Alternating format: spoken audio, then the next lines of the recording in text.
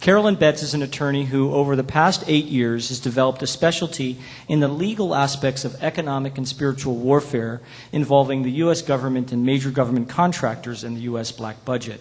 Her practice initially concentrated on securities and real estate law, and she became a partner in the corporate finance department of a Washington, D.C.-based law firm in 1993. When an age discrimination case brought by a family member against the Ohio PERS, P-E-R-S, resulted in an adverse U.S. Supreme Court ruling, she lobbied and testified before both houses of Congress in connection with the ultimate adoption of the Older Workers Benefit Protection Act, which codified regulations struck down by the Supreme Court. In 1995, she became a senior banker at the Hamilton Securities Group, Incorporated, when that firm served as the lead financial advisor to the Department of Housing and Urban Development. That's the connection with Catherine Austin Fitts. She continued on as general counsel of Hamilton after its government contract was terminated, its officers were seized by the FBI, and the company became the target of a subpoena enforcement action and a secret sealed, quote, reverse whistleblower lawsuit, unquote, brought by a government-backed informant as an apparent attempt to cover up improper and illegal activities at the Department of Housing and Urban Development. Currently, she provides legal and consulting services to a startup investment advisory company founded by Catherine Austin Fitts, the CEO of Hamilton, and continues to be involved in Hamilton's ongoing litigation. Carolyn Betts, back to you. Thank you. What I want to tell you, the bad news is that I am not a criminal attorney, and I can't recite chapter and verse what the laws are that relate to this. But you can say, I do swear to tell the truth to this commission. I swear to tell the whole truth to this commission. Beautiful. Thank you. My background is, as you heard, is as a corporate finance attorney. And I did very large transactions, many of them involving government as my client. And Carlyle was involved in some of the transactions, and some of the likes of J.P. Morgan Chase and Goldman Sachs and GE Capital and lots of companies like that. I also represented Resolution Trust Corporation in connection with the cleanup of the savings and loan crisis. So I came across lots of documents involving fraudulent transactions that had taken place during the 1980s. And so when I have become involved in the 9/11 truth, dealing with the 9/11 truth evidence, and the question, what do we do with this? The way I see it harks back to my experience in Washington as someone who worked for a government contractor, who represented the government, and has been involved in doing the paperwork and follow-up work involved in getting things done in the government, and also my experience lobbying for the passage of a bill. And so what my reaction when I saw this information is, what we need is a taxonomy. And I went to for your benefit, I went to Merriam-Webster online and looked up the word taxonomy, and it says, orderly classification of plants and animals according to their presumed natural relationships. That's the phylum stuff that you learned in science.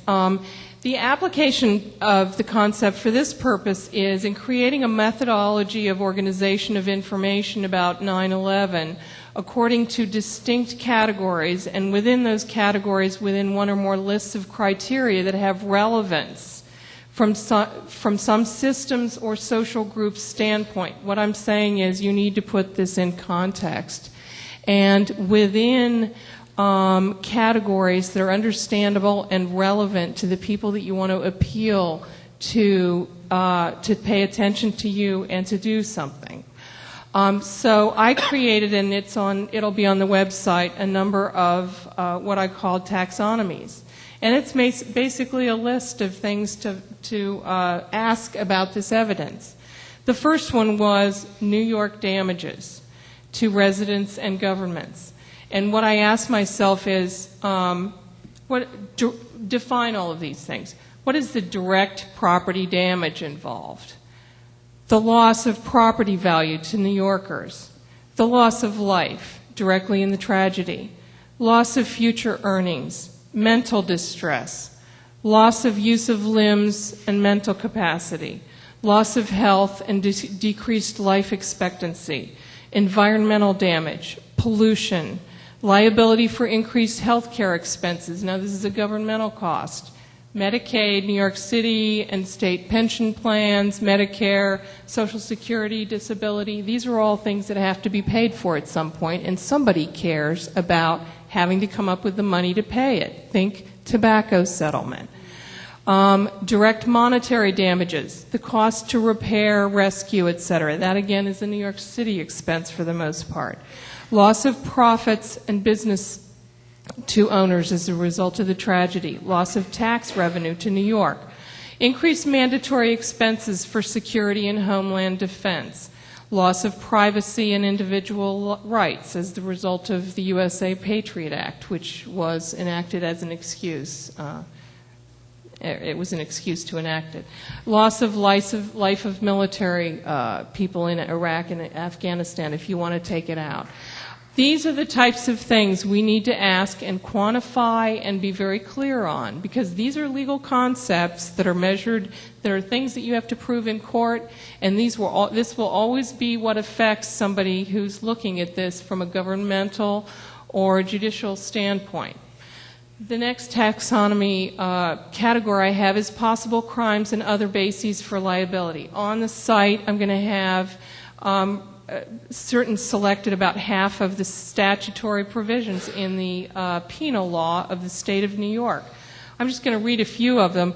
Criminal solicitation, conspiracy, attempt, criminal facilitation, assault, homicide, kidnapping, burglary, criminal mischief, arson, larceny, offenses involving computers, accessorial conduct, that's aiding and abetting, forgery, offenses involving false written statements, insurance fraud, bribery, official misconduct, bribery involving public servants, perjury and related offenses, enterprise corruption, money laundering, terrorism. Those are all provisions in the New York statutes. And each one of those provisions also has a level of culpability that has to be proven in order to hold someone liable. So when you're looking at what people did in this whole morass of huge amounts of information, you got to find out for a particular crime, do you have to show that they intentionally did something, they knew what was going to happen, that they were grossly negligent, that their behavior was beyond the pale and they should have known, that they were merely negligent, or was it something that they're liable for no matter whether they knew or not? That makes a difference, and when you're presenting evidence to someone in an official capacity who wants to know whether they've got something to prosecute, you've got to, it will be helpful to that person to know what you have gathered in those particular terms. So possible crimes, I made a more generic list: murder, manslaughter, assault, conspiracy, criminal facilitation, bank, insurance, securities, and other fraud, trespass and damage to property, both personal and real, obstruction of justice, lying under oath, breach of contract. Remember that there are a lot of government contractors here. That's a breach. Their breach of contract is how you're going to get to a government contractor, probably. Military crimes. There are also military people involved here. Acts or omissions based on duties that arise under government job description. Liability of a principal for an agent's conduct. Failure to supervise. Contract. I already did contract liability. Faulty building materials or methods, that sort of thing. Building code violations, immigration law violations, Clean Air Act, and other pollution violations. Those are just examples of what we're dealing with. Now, another thing to look at is the strength of the hard evidence. We've been hearing a lot of theories and a lot of facts, and we tend to mix them all up and build a story, which is really good for figuring out between you and me what we think happened. But in a court of law, and in order to justify investigatory action, you need to have proof at various levels, and just consider how strong the proof is of each particular thing that you're bringing to the table. So a taxonomy in this respect would perhaps rank the evidence according to which is your strongest case. You know, where could you show something? Now, this is my opinion, but I think filmed and recorded accounts are probably about as strong as you're going to get, and it all goes down from there. Physical evidence, like air tests results, Official records like flight plans, FAA flight plans, New York Stock Exchange trading records, NORAD records, FBI directives, things like that. Unofficial records, flight school records, for example. Legal realities in terms of what the statutory duty is for someone who's in a particular job. That's evidence. This person holds this job. The statute says the person who holds this job is responsible for X, Y, and Z. If you're going to go after Donald Rumsfeld, you need to know what the Secretary of Defense has a statutory obligation to do. Congressional and Keene Committee testimony is also next level down in my list. Private testimony, eyewitness account, formal. Eyewitness account, informal. Accounts from that are in books. The reason I put that as this low down on the list is because it's what's called tertiary evidence. It's one step removed from the original source. And press accounts and other secondary sources. Then another taxonomical list that I made was identity of potential complainants and damaged parties. Here I have residents and workers in the area of the World Trade Center, rescue workers, property owners. Now remember, property owners include the Port Authority, the Transit Authority, Battery Park City, New York City School System, New York City Fire Department and Police Department, and other government agencies and private parties. These people are all involved in coming up with the money that's involved here and losing money. And that's what turns people on in government. If you want somebody in government to do something for you, you got to show them how they will bring in money or how they'll lose money if they don't do it. Because money is power. Insurance carriers and other indemnifying parties, airlines, stock and bond holders. Ask yourself if there are New York City bonds that were affected by this, and certainly there was insider trading. Taxpayers or whoever's paying for the victims' compensation fund. The victims who are still alive, the survivors of the victims who are not. And whistleblowers who had access to incriminating information, particularly those who've been harassed because they've suffered more damages than the rest of us. Then another thing to ask yourself is, where is the public sentiment and support? Because no one in government is going to do anything if they don't think that their backside is covered. That they will, if they take a risk on your behalf, that there will be people standing behind them, supporting them in doing that.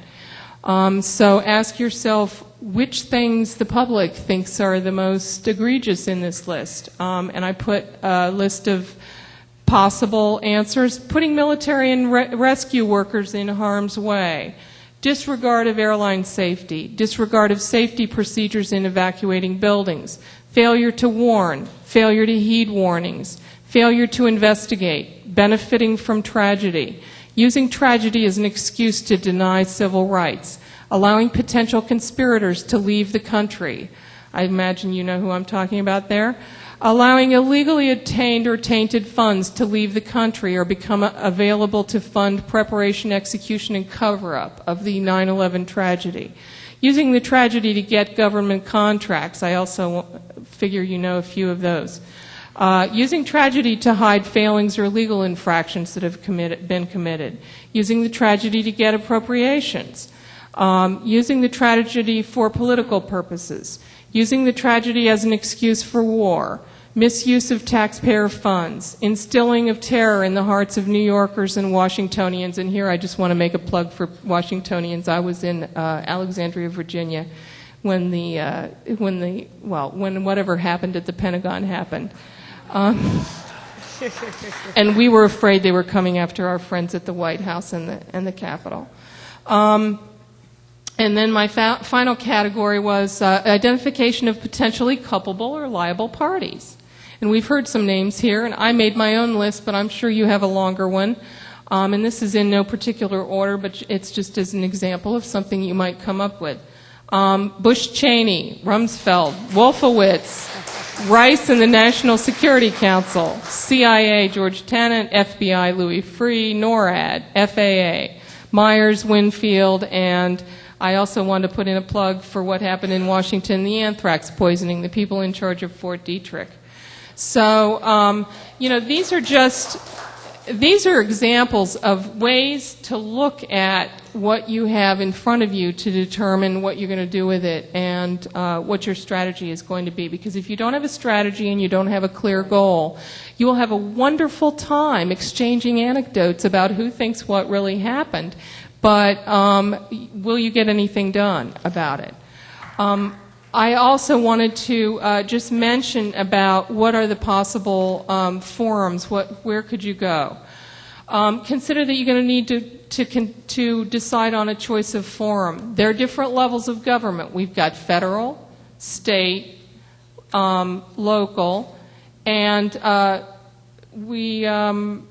the ones involved here in New York is the obvious one, and of course I'm in New York. So it's the state of jurisdiction where both the majority of the location of the majority of the damages, the residence of the many of the victims, the connection with many of the potential law violations. It's also the situs of the New York Stock Exchange. This is where many of the money center banks are located, their main offices, and they presumably were involved in transfer of money that we might be interested in. And there also are usually foreign branches or local branches in New York City of foreign banks that might have been involved in spiriting money that could have been used to pay for the 9/11 activities. So New York is the obvious, and in New York you have the Attorney General's office. Eliot Spitzer is the Attorney General of New York, as I'm sure you know. And you also have Robert Morgenthau, who is the district attorney for the borough of Manhattan, and he's the one who went after BCCI. So don't forget, local people sometimes have the wherewithal, but understand that when there's an investigation that's going to be as expensive as this, somebody has to pay for it.